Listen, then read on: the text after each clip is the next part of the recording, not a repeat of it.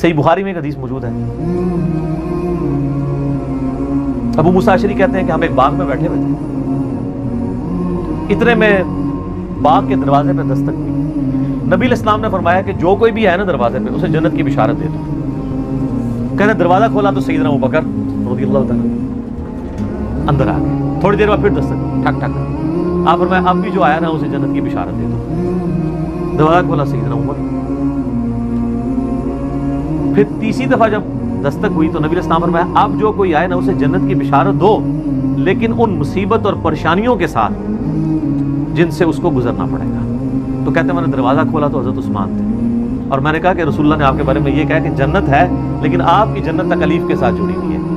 تو انہوں نے کہا میں اللہ سے مدد مانگتا ہوں ان فتنوں کے اگینسٹ۔ اسی کا ایک طریق صحیح بخاری میں، اس میں اسی طرح ہی الفاظ ہیں، پہلے حضرت ابوبکر آئے پھر حضرت عمر آئے، اور اس میں یہ الفاظ ہیں کہ نبی علیہ السلام ایک کنویں کی منڈیر پہ بیٹھے ہوئے تھے۔ پرانے زمانے میں وہ کنویں ہوتے تھے نا، ابھی بھی آپ دیکھیں نا بڑے کنویں ہوتے ہیں، قلعہ ارطاس میں بنے ہوئے ہیں، تو اس کی وہ جو باہر منڈیر نکلی ہوتی ہے نا دیوار چھوٹی سی، اس پہ آپ علیہ السلام بیٹھے ہوئے تھے۔ تو پہلے حضرت ابوبکر کو جنت کی بشارت ملی، نبی علیہ السلام نے ان کو اپنے دائیں جانب بٹھا لیا، حضرت عمر کو اپنی بائیں جانب بٹھا لیا۔ جب حضرت عثمان اندر انٹر ہوئے تو جگہ ختم تھی، تو حضرت عثمان نبی علیہ السلام کے سامنے منڈیر پہ آ کے بیٹھ گئے۔ تو راوی حدیث کہتے ہیں کہ میں نے اس حدیث سے رزلٹ نکالا ہے کہ ابو بکر عمر کی قبریں رسول اللہ کے ساتھ بنے گی، اور حضرت عثمان کی قبر نبی علیہ السلام کے ساتھ نہیں بنے گی، وہ سامنے بنے گی۔ یہ راوی نے بعد میں جب قبروں کے بعد ڈیسائیڈ کیا، یعنی وہ جو تابعی ہے تب تابعی ہے۔ اور سر واللہ سیدنا عثمان کی قبر نبی علیہ السلام کی قبر مبارک کی سیدھ میں، بالکل سیدھ میں بقیع غرقد قبرستان کے اندر موجود ہے۔ اور چند ایک قبریں جو باقی ہیں نا اس وقت اپنی صحیح فارم کے اندر سنت کے مطابق یہ ہے، یعنی وہ بہت اونچی نہیں ہے، ارد گرد وہ پتھروں کی یعنی فصیل بنی ہوئی ہے چھوٹی سی، وہ ایک بالش جو اجازت ہے صحیح بخاری میں اونٹ کی کوہان جتنی، اور بالکل ڈومیننٹ جگہ کے اوپر ہے، وہ سامنے وہ ارد گرد اس کی کوئی اور قبر بھی نہیں ہے، ڈومیننٹ جگہ پہ۔ پہلے تو خیر سلطنت عثمانیہ کے دور میں مزار بھی اس پہ بہت بڑا بنا تھا، آپ کو پرانی تصاویر مل جائیں گی 1886 کی، وہ تو پھر سعودی حکومت نے توڑوائے، ظاہر ہے وہ خلاف سنت مزار بنے ہوئے تھے۔ تو وہ یعنی سیدنا عثمان کی قبر بالکل صحیح سند سے چلتی آ رہی ہے، اور یہ چونکہ حدیثیں میں نے پڑھی ہوئی تھی نا، میں نے کافی دفعہ سیدنا عثمان رضی اللہ تعالیٰ عنہ کی قبر مبارک پہ اشک بار آنکھوں کے ساتھ حاضری دی ہوئی ہے الحمدللہ۔ تو سیدنا عثمان کی قبر پہ میں یاد ہے، میں اشراق کے بعد ایک بار گیا نا تو مجھے اچانک یہ حدیث یاد آئی نا، تو میں نے یعنی وہ قبر کے پاس کھڑے ہو کے روضہ شریف کی طرف دیکھا نا تو بالکل ایگزیکٹ سیدھ میں وہ قبر ہے۔ اللہ تعالیٰ نے ان کو صبر دیا، حالانکہ آپ دیکھیں کہ شروع میں اسلام قبول کرنے والے پہلے 10 مسلمانوں میں سے ہیں سیدنا عثمان۔ حضرت ابوبکر صدیق کے یہ بڑے بیسٹ فرینڈ تھے، ان کی دعوت سے اسلام قبول کیا۔ عشرہ مبشرہ 10 جنتی صحابہ میں سے 5 ایسے ہیں جو حضرت ابوبکر صدیق کی دعوت سے مسلمان ہوئے ہیں، ان میں سے ایک حضرت عثمان ہے، یہ پہلے 10 مسلمانوں میں سے ہیں۔ پھر آپ کے لیے فضیلت یہ ہے کہ نبی علیہ السلام کی 2 بیٹیاں آپ کے عقد میں، ذوالنورین کا لقب اسی لیے ملا، 2 نوروں والا، نبی علیہ السلام کی آنکھوں کا نور، اس سے وہ دوسرے وہ نور والے مسئلے نکالنے شروع کر دیتے ہیں۔ یہ نور جو ہے وہ نا وہ محاورتاً لفظ استعمال ہوا ہے، فزیکل نور نہیں ہے۔ ویسے تو ہم نبی علیہ السلام کو نور مانتے ہیں، نور ہدایت ہے، میرا اس پہ بھی کلپ ہے، اِنَّا أَرْسَلْنَاكَ شَاهِدًا وَمُبَشِّرًا وَنَذِيرًا وَدَاعِيًا إِلَى اللَّهِ بِإِذْنِهِ وَسِرَاجًا مُنِيرًا، تو مانتے ہیں چمکا دینے والا سورج۔ اور نبی علیہ السلام کے داماد ہونے کا ذکر سیدنا عثمان کا، یہ آپ کو نہج البلاغہ میں مولا علی کا خطبہ بھی مل جائے گا، جس میں حضرت عثمان کو انہوں نے جو سمجھانے کے لیے آئے تھے کہ تمہاری اس طرح شکایتیں گورنروں کی آ رہی ہیں، پھر اس میں انہوں نے کہا کہ بھئی ابو بکر اور عمر کے جو معاملات تھے اس سے زیادہ تمہیں احتیاط کی ضرورت ہے، کیونکہ نبی علیہ السلام کے ساتھ تمہارا دامادی کا رشتہ بھی ہے۔ یہ نہج البلاغہ میں شیعہ کے ہاں خطبے میں موجود ہے، اور عشرہ مبشرہ میں بھی شامل ہے، جو ابو داؤد ترمذی میں حدیث ہے، 10 بندوں کو ایک مجلس میں نبی علیہ السلام نے جنت کی بشارت دی ہے۔ اس میں پہلے 4 خلفائے راشدین ہیں، ابو بکر عمر عثمان و علی، 4 خلفائے راشدین، اس کے بعد طلحہ، زبیر، عبد الرحمن بن عوف، سعد بن ابی وقاص اور سعید بن زید، ابو عبیدہ بن جراح۔ تو یہ 10 لوگوں کو ایک مجلس میں جنت کی بشارت ملی، اس میں بھی سیدنا عثمان شامل ہے۔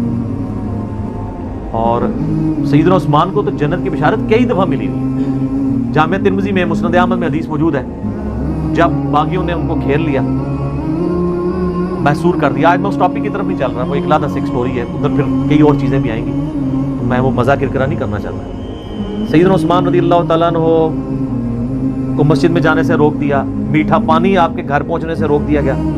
تو آپ گھر کی چھت پہ کھڑے ہوئے اور انہوں نے خطاب کیا جو لوگ وہاں پہ ان کو گھیرے ہوئے تھے. ترمذی میں پورا ڈیٹیل خطبہ موجود ہے. مشکات میں آلموسٹ آپ کو ساری حدیثیں حضرت عثمان کے چیپٹر میں آپ کو تیسری جلد میں مل جائیں گی. تو ان کا لوگوں, میں تمہیں اللہ کی قسم دیتا ہوں اور اسلام کا واسطہ دے کے پوچھتا ہوں, کیا تمہیں یاد نہیں ہے کہ نبی علیہ السلام جب مدینہ شریف ہجرت کر کے آئے تھے تو مسلمانوں کے لیے میٹھے پانی کا کنواں نہیں تھا, اور نبی علیہ السلام نے کہا تھا کہ کون ہے کہ جو کنواں لے کر وقف کرے اور جنت میں سے بہتر کنواں لے لے. تو میں نے اپنے حلال مال سے وہ کنواں خرید کے وقف کیا تھا. تو سب نے کہا کہ ہم گواہی دیتے ہیں کہ آپ کے لیے بشارت تھی. کون گواہی دے رہے ہیں؟ جو مخالفین ہیں, پروٹیسٹ کرنے آئے ہیں. اس سے یہ بات پتہ چلی کہ وہ لوگ تھے جن کو یہ باتیں پتہ تھی, صحابہ ہی تھے, بیچ میں اور لوگ بھی مکس تھے لیکن صحابہ بھی تھے, بدری صحابہ بھی تھے. ان میں اختلاف رائے تھا, وہ علیحدہ سے ایک ٹاپک ہے. یوٹیوب پہ میرا کلپ ہے شہادت عثمان کے اصلی اسباب کیا تھے. عبداللہ ابن سبا والا تو معاملہ ہی ذرا ایک ڈفرنٹ کہانی بنا کے اس میں ڈال دی, وہ الگ چیز تھی. پھر سیدنا عثمان نے کہا کہ تمہیں یہ یاد نہیں ہے کہ مسجد نبوی کی توسیع کی باری آئی تو نبی علیہ السلام نے فرمایا کون ہے جو مسجد نبوی کے لیے زمین لے کے وقف کرے توسیع کے لیے کہ جنت میں سے بہتر اسے اللہ تعالیٰ قطع عطا فرمائے.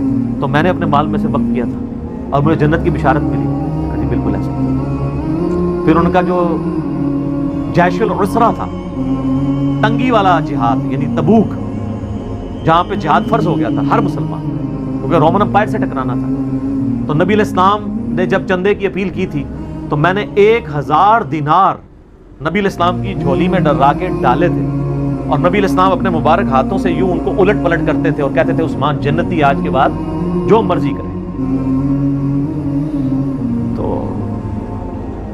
انہوں نے کہا کہ ہم گواہی دیتے ہیں. سر یہ 1000 دینار آپ کیا سمجھ رہے ہیں کتنی رقم ہوگی؟ کیلکولیٹ کر کے دیکھیے گا. 20 دینار 7.5 تولے سونا ہوتا تھا.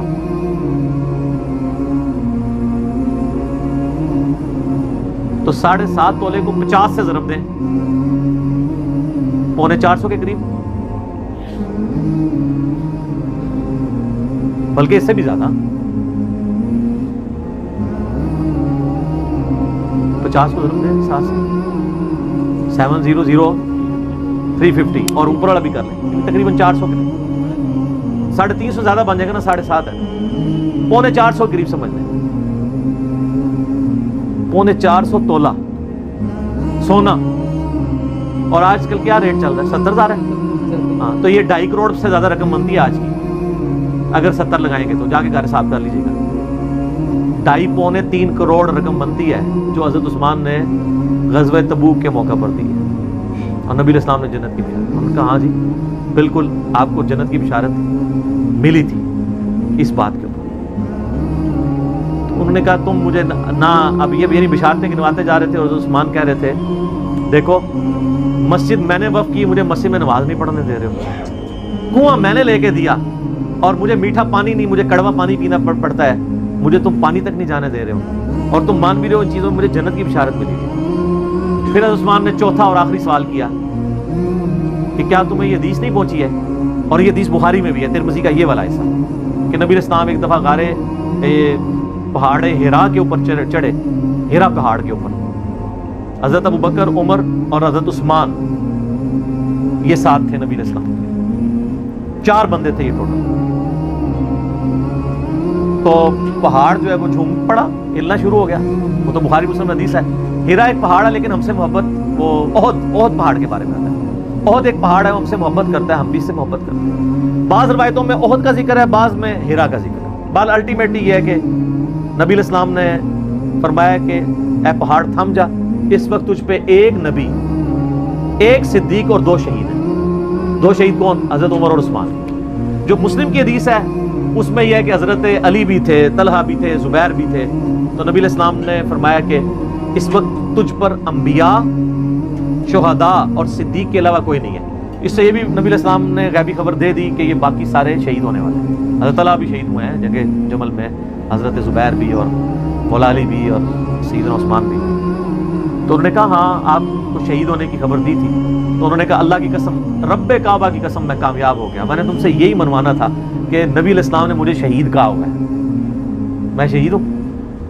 لیکن خیر ترمذی میں تو ادھر ہی ہے, باقی آپ تاریخی روایتیں پڑھیں گے اور باقی کتابیں دیکھیں گے, اس میں آپ کو ملے گا کہ وہ کہتے ہیں کہ حضرت یہ باتیں ساری صحیح ہیں لیکن اب آپ بدل چکے ہیں.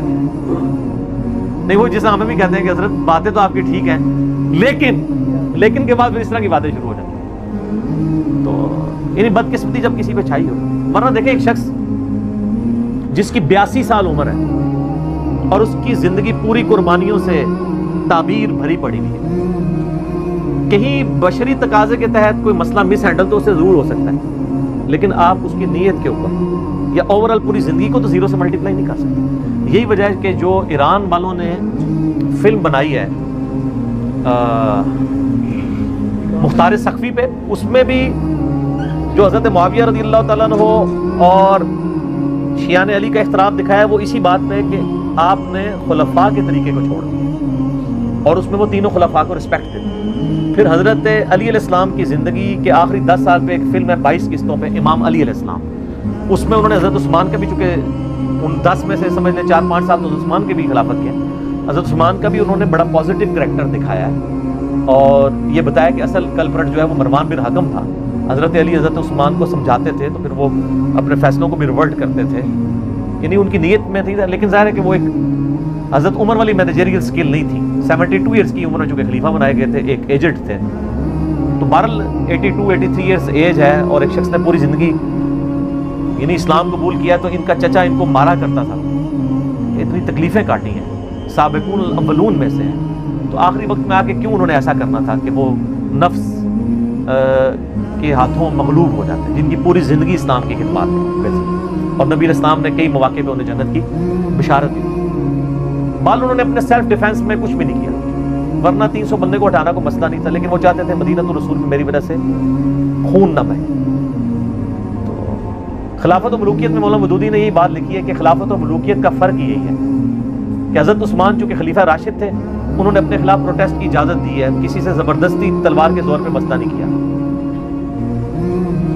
اور دوسری طرف امیر شام کے بارے میں کہ وہ تلوار کی نوک پہ انہوں نے اپنے بیٹے کے حق میں لوگوں کی بیعت کروائی. حضرت علی کی تو تلوار اٹھانا مجبوراً تھی نا, کیونکہ حضرت علی کی ریٹ آف دی گورنمنٹ کو تلوار لے کے انہوں نے جتھا بنا کے چیلنج کیا تھا, وہ تو معاملہ ایک ڈفرنٹ تھا اور اس کے پریڈکشنز بھی تھی. نبی اسلام حضرت علی کے ساتھ کھڑے تھے. تو سیدنا عثمان رضی اللہ تعالیٰ نے اپنے لیے خون نہیں بہایا, قربانی دی. ترمذی میں حدیث موجود ہے, حضرت عثمان کہتے ہیں کہ مجھ سے نبی اسلام نے ایک عہد لیا تھا, میں اس عہد پہ قائم ہوں کہ میں نے صبر کرنا ہے. اور ترمذی میں یہ ہے کہ نبی اسلام فرمایا عثمان اللہ تعالیٰ تجھے ایک قمیض پہنائے گا, کچھ لوگ اتارنے کی کوشش کریں گے, تم نے قمیض نہیں اتارنی یہاں تک کہ مجھے آ کے ملنا, یعنی مر کے میرے پاس پہنچاؤ گے. تو یعنی وہ صبر بھی کرتے رہے, خلافت سے الگ بھی نہیں ہوئے لیکن صبر بھی کیا. پھر ان تکلیف سے آپ کو ظاہر ہے ایک پوری داستان ہے گزرنا پڑا. پھر ترمذی میں ایک حدیث موجود ہے کہ نبی علیہ السلام نے فرمایا کہ فتنوں کا دور ہوگا, اس فتنے کے دور میں یہ شخص ہدایت پہ ہوگا جو سامنے جا رہا ہے. تو وہ صحابی کہتے ہیں کہ وہ جو شخص جا رہا تھا اس نے اپنے سر پہ چادر اوڑھی ہوئی تھی, تو مجھے وہ نظر نہیں ہے کون ہے, تو میں آگے جا کے چادر ہٹا کے دیکھا تو حضرت عثمان تھے. تو پھر میں نے حضرت عثمان کا چہرہ نبی علیہ السلام کی طرف کر کے کہا یا رسول اللہ اسی شخص کے بارے میں آپ کہہ رہے ہیں. انہوں نے پورا وہم کڈیا کہ حضرت حضور نو پلیکھا لگ گیا ہوئے, تو انہوں نے ان کا چہرہ بھی نبی علیہ السلام کی طرف کر کے کہا, آپ فرمایا ہاں. تو اسی وجہ سے ہم ان کو خلیفہ راشد مانتے ہیں اور ان کی بے احترامی کسی طریقے سے بھی ایکسیپٹیبل نہیں ہے. جو کچھ اسلام کے لیے ان کی خدمات ہیں اور جس لیول پہ انہوں نے یعنی کوئی موقع نہیں جانے دیا قربانی کا. اس لیے ہم مسلمانوں کے یہاں ایک چیز رناؤنڈ بھی ہے نا کہ اگر اللہ تعالیٰ کسی کو دولت دے تو پھر حضرت عثمان غنی رضی اللہ تعالیٰ عنہ والا جگرا بھی دے کہ وہ اتنی زیادہ دولت اللہ تعالیٰ کی راہ میں قربان بھی بنا کر سکے. کہنا تو آسان ہے لیکن بڑا مشکل کام ہے, بہت مشکل کام ہے. تو یہ سیدنا عثمان کا ایک ویژن تھا جی. 695 نمبر حدیث سے کہاں بات چلی گئی. انہوں نے کہا نمازیں ان کے پیچھے پڑھو, نمازوں میں ان سے الگ نہ. بلکہ سنن الکبریٰ البیہقی میں عبداللہ بن عمر کے بارے میں آیا کہ وہ خوارج اور خوشبیہ کے پیچھے بھی نماز پڑھ لیا کرتے. خوشبیہ کہتے ہیں مختار سقفی کے فالورز کو, اور کہتے تھے کہ جب تک ان کی مساجد سے حی علی الصلاۃ حی علی الفلاح کی آواز آئے گی ہم ان کے پیچھے نمازیں بھی پڑھیں گے اور ان کی یعنی اذانوں کا جواب بھی دیں گے, ان کے سلام کا جواب بھی دیں گے. لیکن جب یہ ہمیں کہیں گے کہ ہم اپنے مسلمان بھائیوں کو قتل کریں پھر ہم ان سے الگ ہو جائیں گے. تو اس سے یہ بات پتہ چلی کہ خلفائے راشدین کا یہ ایٹیچیوڈ تھا کہ مسلمانوں کی تکفیر نہیں کرتی. جس طرح آج کل ہر فرقہ دوسرے کی تکفیر کر کے اسے اسلام سے باہر نکال رہا ہوتا ہے. کوئی مشرک کہہ کے, کوئی بدعتی کہہ کے, کوئی گستاخ رسول کہہ کے, کوئی گستاخ صحابہ کہہ کے, کوئی گستاخ اہل بیت کہہ کے, یہ گالیاں رکھی ہوئی انہوں نے ادبی قسم کی لوگوں کو نکالنے کے لیے، اور نکالنے کے لیے، صرف داخل کرنے کے لیے کچھ بھی نہیں کرتے ہیں، ساری ایفرٹ نکالنے کے لیے۔ صحابہ کرام کی ساری ایفرٹ ہوتی تھی کہ لوگوں کو داخل کیا جائے دین میں، ان کی پوری ایفرٹ ہوتی ہے نکالنے کے اوپر۔